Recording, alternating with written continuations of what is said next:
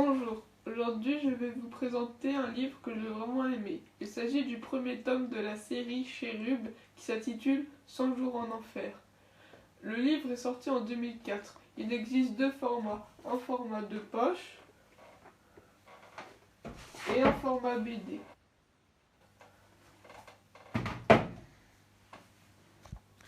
Cherub est d'une série de 18 livres écrits par l'auteur contemporain Robert Muchmore, un écrivain anglais.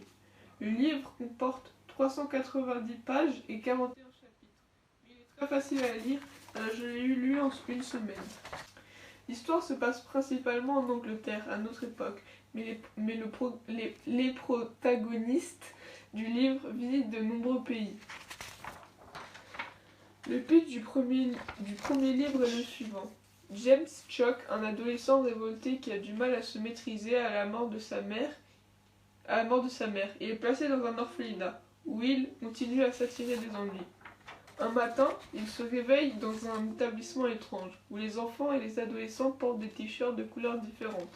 Il s'avère qu'il vient d'être recruté par une agence d'espions qui forme des jeunes adolescents pour accomplir des tâches d'agents secrets que les adultes ne peuvent pas accomplir.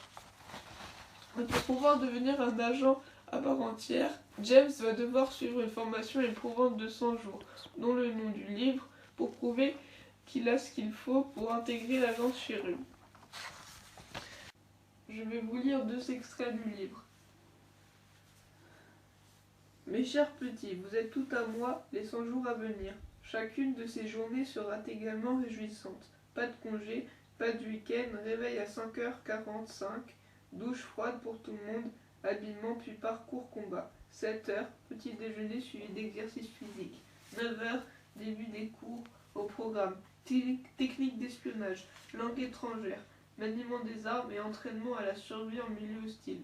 14h, parcours combat. 15h, déjeuner. 16h, exercice physique. 18h, retour au dortoir. Le deuxième extrait. Imaginez que vous venez d'acquérir un nouveau jeu vidéo. Vous êtes au premier niveau et vous éprouvez les pires difficultés. Les ennemis se déplacent trop vite. Vous maîtrisez mal les commandes. Mais vous finissez tant bien que mal à accéder au niveau suivant. Puis, de point de sauvegarde en point de sauvegarde, vous parvenez à terrasser le dernier boss.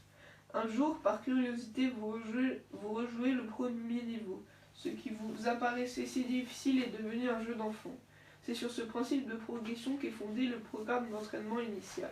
En accomplissant des épreuves difficiles sous une forte pression physique et psychologique, vous atteindrez un niveau de compétence que vous n'auriez jamais osé imaginer. Lorsque votre formation sera achevée, votre esprit et votre corps seront capables de performances exceptionnelles. Extrait de la préface du manuel d'entraînement initial de Cherub.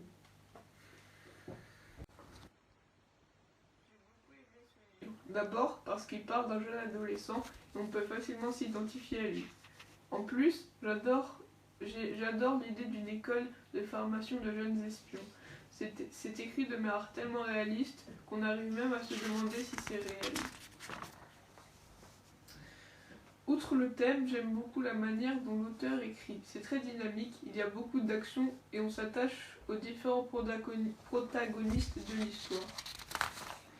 J'aime bien aussi le fait qu'aucun des agents ne soit trop lisse, trop sage. Ils font tous des erreurs, des bêtises. Ça permet de nous identifier facilement à eux. Comme la fois où ils ont pour mission de dévaster une maison pour couvrir la fouille d'un bureau et qu'ils lancent un piano à queue au milieu d'une piscine, causant un court-circuit et déclenchant l'alarme. Ce sont peut-être des espions, mais ce sont avant tout des adolescents, comme moi. Ce livre me fait un peu penser à Percy Jackson, avec des ados qui partent en mission dangereuse. Mais au lieu d'être dans un cadre mythologique, il s'agit de missions actuelles, terrorisme, cyberattaque, etc. Ce qui est fascinant.